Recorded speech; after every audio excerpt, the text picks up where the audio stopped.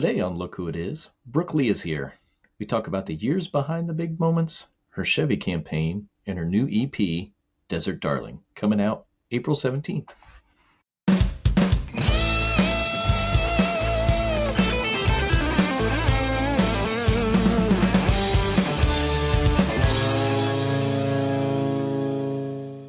All right, Brooke Lee, thanks for coming on. Yes, I'm so excited. Thanks for having me. All right, before we get started with anything else, what is your earliest memory of music feeling bigger than just a hobby? Bigger than just a hobby was probably when I was 19. In my first time coming to Nashville, I went to college for 3 months and dropped out, and I was still pursuing music at the time with the band that I had. But I never realized how big it could be and the potential of it for being like a career until I came to Nashville. So that would have been 19. What did it feel like the first time you came to Nashville at 19? There was some magic to it for sure. I didn't know a thing about Nashville other than music and country music. And my first day in town, I got to go to a studio and record for the first time and experience all of that. And I remember walking down Broadway. It just felt very magical. And I'd never seen so much live music before. So it was very intriguing and definitely very eye-opening. It put a drive in me to want to get here, which we did. So it was a good first experience. Before you came to Nashville, did anybody see music in you before you did?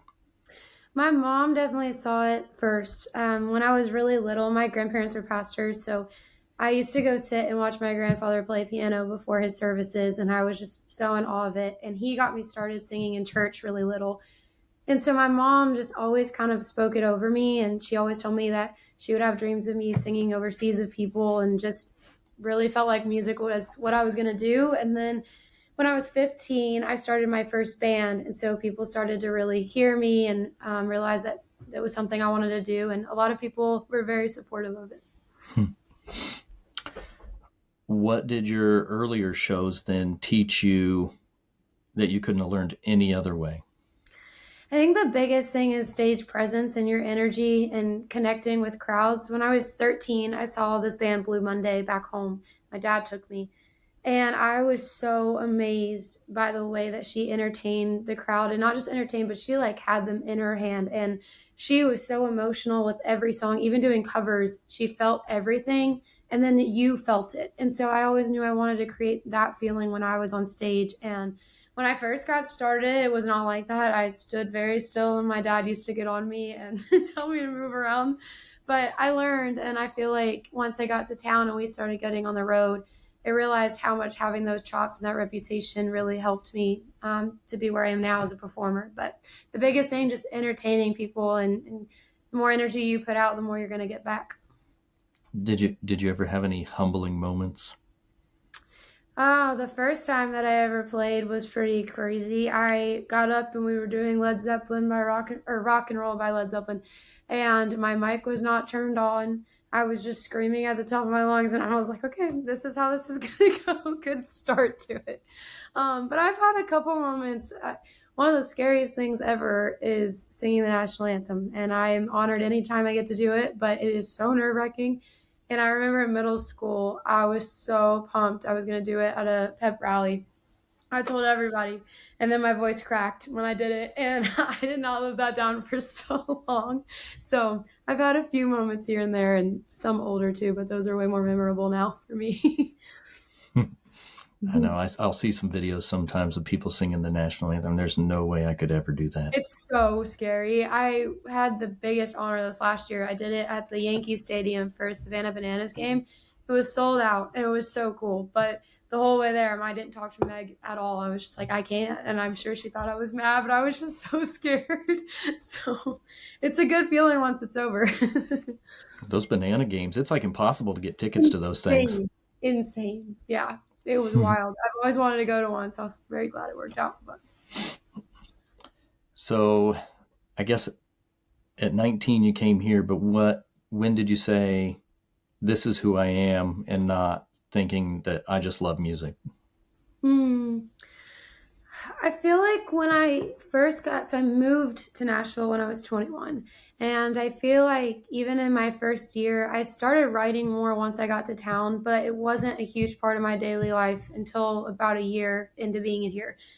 And I feel like I was still playing a lot of cover gigs. I was playing Broadway and doing closing shifts 5 or 6 nights a week. And so I feel like I was still very much in the cover gig world and wasn't thinking as big like as being an artist and what all of that looks like and the branding that comes with it until I started writing more. So probably my second year in Nashville, and that really opened doors for me to start discovering myself more. And then I signed my first publishing deal in my second year in town.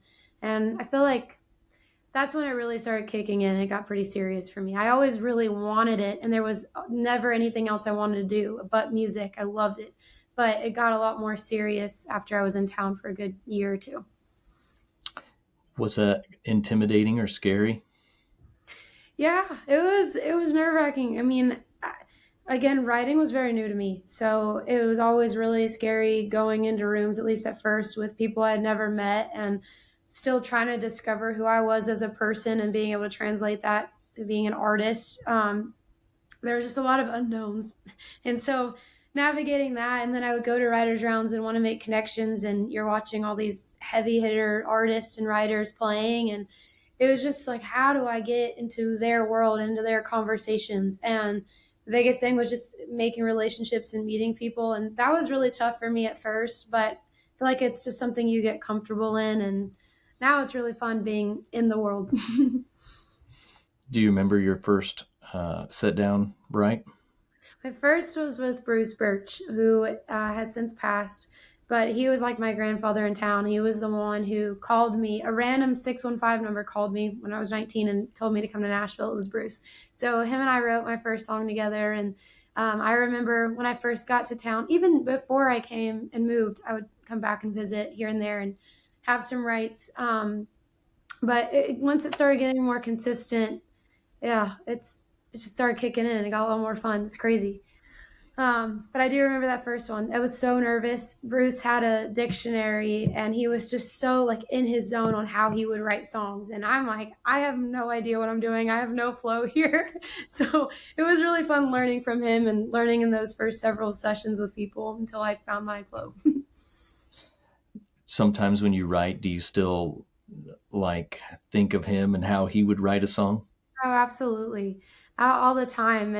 And honestly, everything that I do, he gets brought up. I mean, anytime there's a proud of you moment, my team over at Spirit's like, hey, just a reminder, Bruce is really proud of you. But he was the best. When I was 19 and came here, he had cancer and he laid in the studio on this couch for 9 hours. And he's like, I'm not leaving until my brookie is done. And he was just so supportive of me. And still has people calling me to check in on me. And he's been gone a good 3 years, almost 4 years now.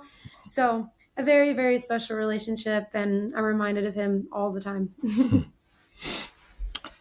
So when you're on Broadway, what was like your typical work week like? I would 5 or 6 nights a week be downtown, and I would play 10 p.m. to 2:45 a.m. I'd always leave and call my mom. It'd be 3:30 every morning. I'm like, what am I doing? But I would go home. I would let my dog out, and then I would go to burn boot camp and work out at 5 a.m. Come back, go to sleep, and then once I woke up, I either would have writing sessions or a writer's round, and then it was back downtown doing it again. And it was a hustle, and the hustle hasn't stopped and the grind hasn't stopped, but it's in a much healthier way now. That was such a tough lifestyle, but we did it for about 2 years. What was the most unhealthiest thing about it? um just I mean, mentally it was exhausting. I was so tired all the time, and physically too, all the way around, just exhausted. And when I'm that tired, I don't function well at all. And I just feel like I lost sight of things. I wasn't working out consistently. You're finishing gigs at 3 a.m. and probably going to cook out, and like you're just not prioritizing your needs and just hanging on for dear life. And it caught up with me for sure. So then when you do writers' rooms, when you're doing that, what surprised you the most when you'd get in there? it was always really fun getting in, or it still is getting in there and seeing how people work. And like you, now I go into a room and I can almost kind of predict how the day is going to go, like certain people on my calendar. Um, but before, it was always a surprise. Like, what is this day going to be like? I've never met this person before. I was always really amazed how people would open up their stories and like where they've been at life. And then that was always such a good thing for me because it translated to me doing the same thing in the rooms I'm in now. And just having honesty in rooms is so important, getting vulnerable. So I think that was a surprising thing when I first started writing people, just how open they were with me, and where they have been, and creating that comfortable space for everybody. Now, do you write with some of the same people consistently? Oh yeah, Danielle Blakey, who produced my upcoming project Desert Darling, she is my go-to girl. She's someone that we always write with tracks, so she's a great producer, and every time I go in, she has a vibe built out, and they're always the coolest thing ever. And then Justin Richards, he's probably my favorite writer in town to work with, and him and I will just sit down, him and I on a guitar, and just talk life and stories, and things just come out so fast. I mean, we were always writing like 30 minutes to an hour, and I get my favorite songs with them, but those two are my people for sure. So when you see your schedule for that day and you see it's them or something, you're always pretty I'm excited. so amped. Yeah, I'm like, we're gonna get my next single, or like something great's gonna come out of this, and it almost happens every time. Take me through the day you got the call for the Chevy commercial. Yes. Well, I found out there was the opportunity. I was recording, it was the last song of my project that's coming out. And Frank Rogers, who is the head of Spirit, he called. He was like, "Hey, girl, there's a 10% chance that you're going to get offered this Chevy commercial. However, your calendar is blocked for all of January," because I was going to Australia. And he was like, "We got to get this figured out because if you get this, you better be here." And of course, I was all in. So we got it all sorted out. And about a week went by, and there were some different things in between. And they ended up calling, and I got on a Zoom call with Steve, who's the CMO of Chevy, and their whole team. And the call was pretty fun because the first half of it was so dragged out. And I was sitting right here.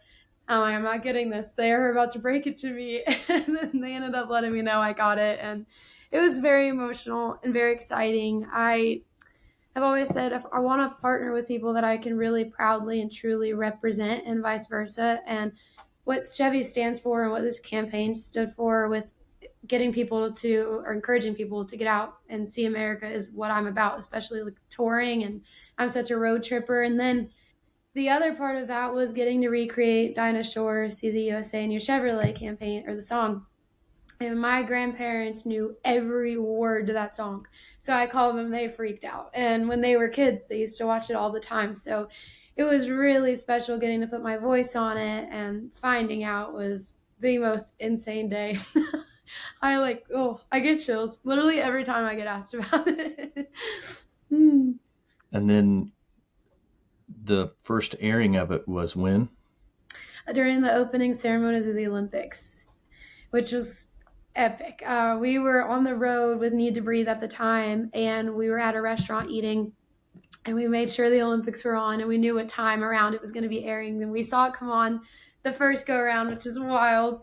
And then that night, we never have TVs in our green room, but we happened to have a TV, and we got done with our set. And right when we walked in, we all sat down and it came on. So it was really epic to see it actually on TV and knowing the work and stuff that went behind it.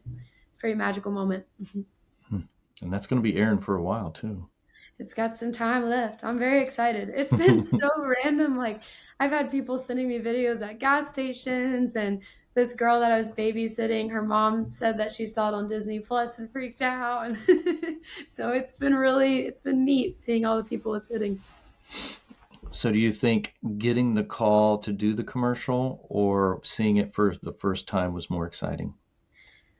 Crazy enough, I think getting the call, because we knew it was such a long shot, and it felt so right. I've said this from the day one. I had such a peace about it, and I had such a good feeling about it, but still it felt very out of reach. So when we got it, that was the craziest call and moment. I mean, it was insane seeing it on TV, and still is. But I think the experience leading up to it doesn't touch anything. What kind of experience was it actually filming it?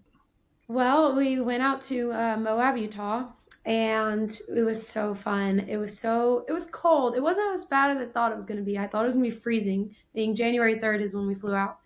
But the wind, that is what got us. It was pretty chilly. And we filmed on a couple different days, one of those being my birthday. So my 26th birthday, I got to go in a helicopter. I'd never been in a helicopter before. And they flew me up after flying the truck up in the Black Hawk. And we flew up and filmed it. We were up there for a good like hour and a half, 2 hours. But on my birthday, it was super neat. I love sunrises so much, and I love feeling small. Those are a couple of my favorite little things. And had never felt so tiny in my life. Like, it truly felt like we were on top of the world. And we sat that morning and watched the sun come up all the way around us, and it was stunning. I have not had an experience like that before. When you're up there, was it hard to focus on doing the commercial? The director, Derek Sanford, who is amazing, top-notch guy. He was very encouraging just to take it all in. And he just kept telling me, take it all in. And when it would get really cold, he would tell the whole team up there, like, stay hungry, remind yourselves why we're here, take it in. You're probably not going to be able to come back up here again. And so it was a really neat thing because, yes, I was up there and I really was singing and I really was playing, but I feel like I was truly in just awe of what was around me and encouraged to take it in. So I would say I was pretty focused. I was also freezing, and I knew that for every good take we did, I would get a moment with my jacket. So that was a good motivator to stay in the moment. So you've opened for some pretty big names. Mm-hmm. Yeah, I started the year out with Needtobreathe, and they are some of the kindest humans I've ever met before anything. They're just so kind. And watching their set was really special. It was a very fill your cup way to start the year. Just their music's incredible. They are so talented. It was an acoustic version of instead of like their full rock show. Very intimate, and seeing the way they connected and the way they talked to their crowds, it was really neat. I feel like I soaked up a lot watching their shows. Willie Nelson was one of the first tours that I got to go on and play some shows with, and another just sitting side stage and watching him sing these songs and hearing them, it felt like I was hearing them for the first time. And I always say that moment in particular really reminded me that I want longevity in this career. And it's so easy to get so wrapped up in, I want it faster or I want it now. But being out with Willie really reminded me that this is not a quick race. You know, we're here for the long haul, and as long as we're taking steps and moving forward, then we're making progress, and can't ask for more than that. So we've had a lot of really awesome opportunities. Wade is like an uncle to me. He is the best. I got to ride in a tour bus and stay on a tour bus the first time with Wade, and just so many awesome people. And it's always extremely special when they trust you to share their stage and to share their audience. And it only helps us. I mean, it's all we want to do is tour. So we're very lucky to have some people who have asked us to come out. So with Needtobreathe recently, is that something they reach out to you? That was a really neat situation. Their manager's wife found a video of mine on social media, and then told Steve, her husband, you've got to figure out who this girl is. And he ended up reaching out to my booking agent and got connected with Meg, my manager, and we went out. Meg and I are very big on relationships, and I feel like that is a winning token for this town. And so her and I went to New York for the Savannah Banana game, actually, and we took a train to Connecticut, and we went and we hung out with Steve a little bit, who's Needtobreathe's manager, and he ended up offering us some shows and has been so supportive to us and everything we've got going on. Were they somebody that you listened to before? And oh yeah, oh my gosh, we were all freaking out. The whole crew, we listened to them growing up. My mom loved Needtobreathe, and so it was a really cool win for the kids and us kind of thing. Was it fun getting to tell her? Oh yeah, and she came to a show. That was another really neat part about that tour, is every single night somebody's parent came to the show. So we had family each night. That was the most epic way to start the year. So then now you have an upcoming EP. Yes, called Desert Darling. So that comes out April 17th. I'm very, very excited. captures my 19 to 25 era. We put out a lot of singles last year. Every 6 weeks, we were putting a new single out, and the conversation of starting a project came up. And I felt like I lived a lot of life in between 19 and 25. It felt like a chapter, and there was a lot to share there, but also I was ready to close that door. So we ran with it, and we wanted it to be a whole concept. So if you listen from track 1 through 6, there's a whole storyline of kind of where I was at 19 to where I'm now. I say it's my becoming EP. But I'm so excited. I feel like there's going to be something on it for everybody, and it's all based on true experiences that I've walked through. And I think it's the perfect project if you're already a fan, already listening, to get to know me better as a human, but also to anybody who has never heard of me before. It's the perfect introduction project. So I'm very excited. We worked hard on it. How many songs did you originally have to work with? Well, we knew it was going to, well, actually, we thought it was only going to be a 5 song EP, and it wasn't even going to be called Desert Darling. We had a different title for it. And Danielle and I got in a room together and we wrote Desert Darling. We thought, let's just see what happens.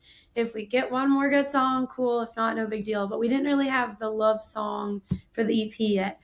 So that is what we did. We wrote Desert Darling, and it ended up being the title of the EP, and then made it a 6-track project. But we worked through several songs, but honestly, there was only 1 or 2 that we had already had finished that we knew we wanted to record for this project. We wrote a lot for it because we were very specific with what we wanted to say. So we kind of worked backwards and got the songs as we figured out what we wanted to say on it. So did you start off with an idea on, like, you'd have the first song where you were 19 and then you're like, all right, I need to go into the next stage of my life, and would write a song based on the next stage? Yeah. There's a lot of conversation, which is the important part of like having those people you can really talk to and dig through things with. But the first song, it's called Kissing a Stranger, and it's kind of that spring break free love, not thinking of anything, you're just having fun. And it was like, okay, well, where do we go after this? You know, we only have 6 songs or however many songs to get all of this out. So then it moves into like a love song, and you have your Burn to Black, which is out. I wouldn't even consider so much of it is the breakup song, but it's that space in between like the breakup and kind of dating again. And then it moves into a story with Meg, my best friend, and a big part of our life. And it goes into, okay, now I'm on my own and I'm living for myself. There's a line in the last song that says, learn the difference between lonely and alone. And I feel like that was such a huge life lesson for me, is to learn how to be by myself and be comfortable in that space. So it's really neat.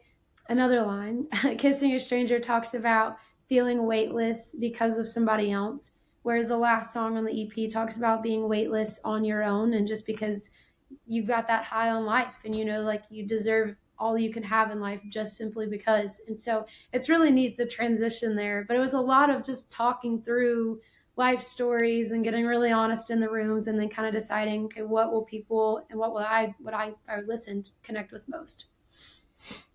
When you were writing them, did you ever have to like pull back and think, well, this might be a little too much of me or too emotional? There were a few times I noticed like on little details that I would say, I mean, like the tiny details, like, is this too specific to me? Or like, there was a couple moments of like, are they going to understand what I'm trying to say here? But I just really leaned into, if it's true to me and I can connect with it, then somebody else will. So we kept it pretty honest. I don't feel like we had held back very much on it. So you have a publishing deal, and then you've done a Chevy commercial. You got this EP coming out, but what would you say that's something that people might misunderstand about where you are right now?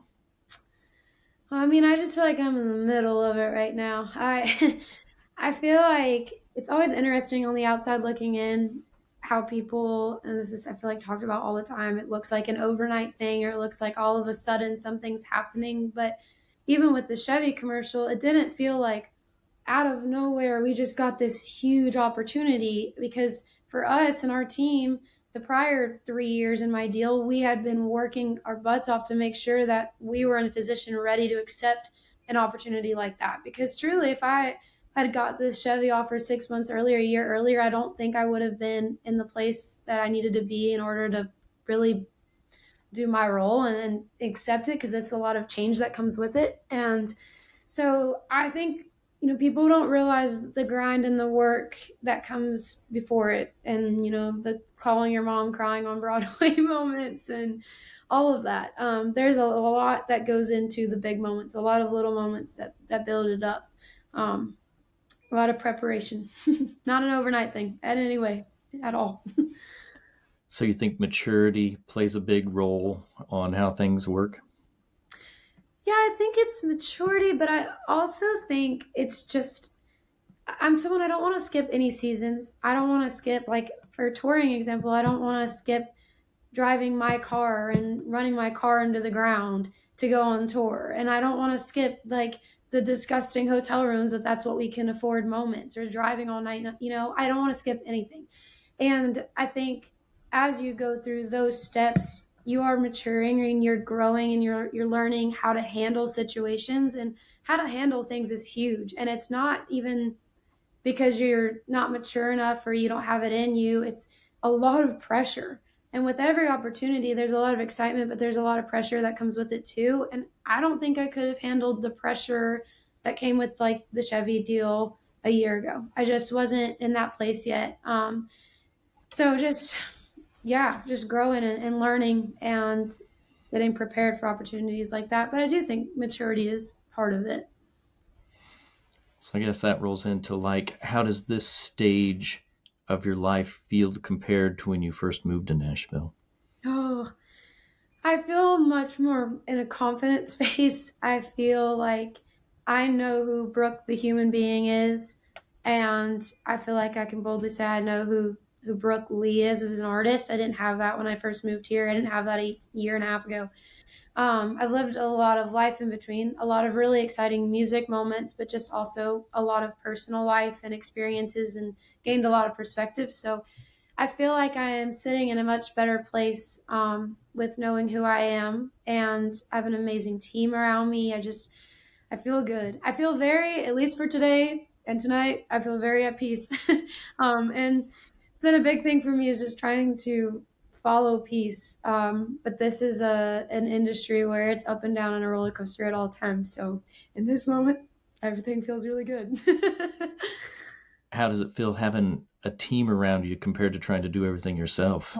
Amazing. It's the biggest blessing in the world. And it was very hard for me to adjust to having a team, because for so long I was in control of everything. I was in control of booking myself. I was in control of social media, promoting my music. I had a system and a way and all of that. And not even just having a way, this career and this music is literally everything to me. It's everything. And you're trusting other people to help nurture this dream of yours. And it's a very vulnerable thing. And I don't know, but having people that see it and they see the vision all the way through and they're really pushing it is incredible. It's also just a blessing I brought on my manager a couple years ago, and she has helped take so much of the workload off as far as like the business side of it. And now I feel like I'm finally able to just be the artist and to be the creative. I'm not walking into writing rooms and stressed over the things I need to post later or do later, because I have help. So it's really nice. But I think, you can have a team and that's great, but to have a team that supports the way mine does is, I feel like so special, and they show up to everything, and it's been awesome. I love them. They're the best. You think having them boosts your creativity? Yeah, I feel like they're people that I can go to each one of them and have separate conversations and get a completely different perspective. So that's always something really neat. Frank Rogers, who again is over the head of Spirit, I'll turn in a song, and the takes that he has on songs sometimes, like, wow, like it's literally happened the other day. I turned in a song a couple weeks ago, and he emailed me back, and he's like, have you thought about it this way? Or like, if you put this one line, it would really do this. And so it's so neat, kind of just getting in other people's brains in this industry, and seeing the ways that they would sculpt something differently than I would. But they also are really great about, they've gotten to know me as a human being and they've taken the time to do that. And they really give me the space to go travel, to go on road trips or whatever that space looks like to get creative and find inspiration. For me, I find my most inspiration when I'm on the road or I'm meeting strangers and talking to people. And they are really great about being flexible in my schedule to allot the time for me to go do that. So all the way around, they are very encouraging of my inspiration and put me in a lot of great positions to gain perspectives for stuff. And you're about to go on a headlining tour. Yeah, I'm excited. We've got a couple of things lined up. March 5th, we'll be in Charleston. So I'm very excited about that. I just finished making some merch for it. And then we'll be in Charlotte, North Carolina on April 16th, which is my hometown. So I'm very excited to be there. And then we'll head to Atlanta to Eddie's Attic on the 17th of April. So we've got a couple things coming up and I'm really stoked. It's going to be fun. Excited to see who shows up. And like you said earlier, it's just going to be you and your car heading out there, huh? Wow. Yes. Yeah. It's crazy. I'm very thankful to be driving the truck from the commercial.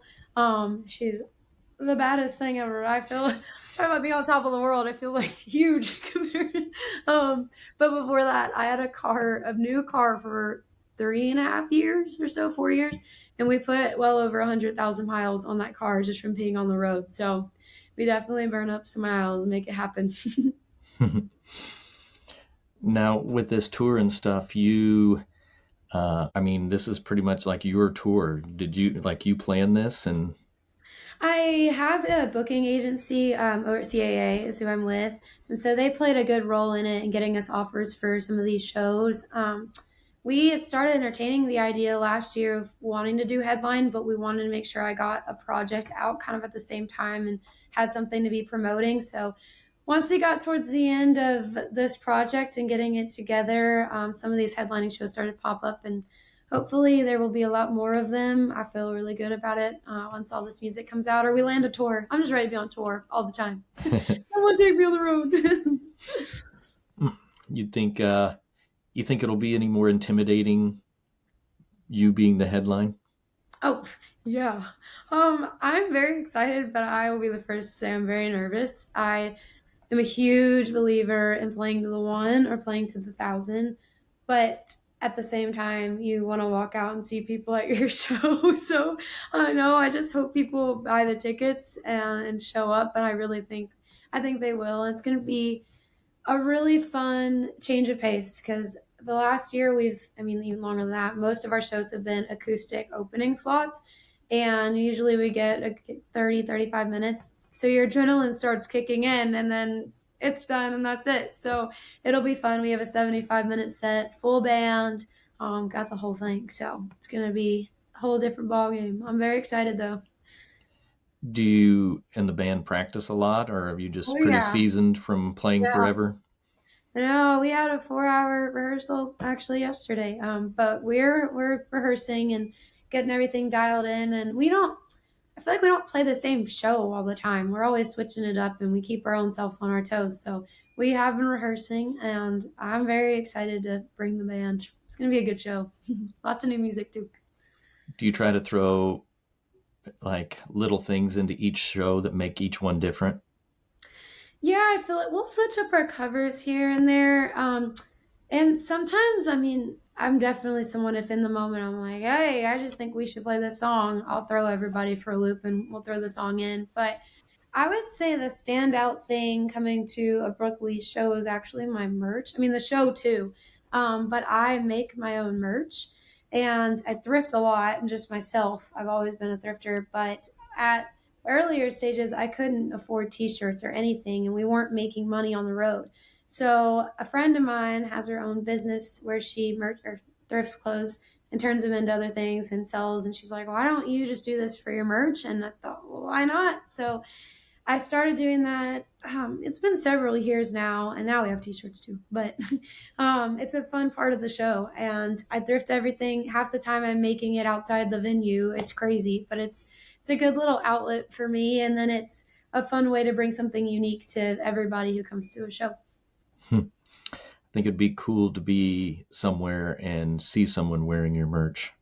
I know. I would love that. I've had a couple actually in Charleston.